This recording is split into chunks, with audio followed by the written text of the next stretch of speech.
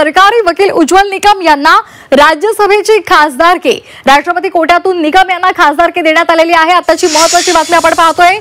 Ujjwal Nikam, advocate Ujjwal Nikam यांना राज्यसभेची खासदारकी देण्यात आलेली आहे। राष्ट्रपती कोट्यातून निकम यांना ही खासदारकी देण्यात आलेली आहे।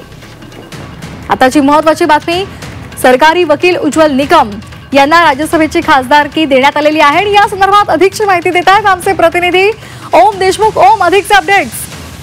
श्वेता, खरं तर ज्येष्ठ सरकारी वकील उज्ज्वल निकम यांची राष्ट्रपती कोट्यातून राज्यसभेवरती वर्णी लागल्याचं आता स्पष्ट झालंय।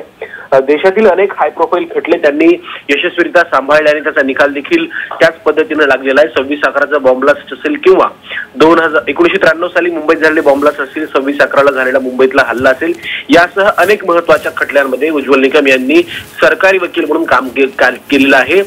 काही दिवसांपूर्वी 2024च्या लोकसभा निवडणुकीत त्यांनी भाजपमध्ये प्रवेश सुद्धा केला होता आणि भाजपकडनं ते लोकसभेची निवडणूक सुद्धा लढली होती, मात्र त्यांचा तिथे पराभव झाला होता। त्यानंतरही त्यांच्याकडनं अनेक महत्त्वाच्या केसेस ज्या आहेत त्या त्यांच्याकडनं चालवल्या जात होत्या। बीडमधलं संतोष देशमुख हत्या प्रकरण असेल, त्याची सुद्धा ती केस सध्या लढत आहेत आणि या सगळ्या पार्श्वभूमीवर राष्ट्रपती कोट्यातून त्यांची ही निवड झाल्याचं आता स्पष्ट होतंय।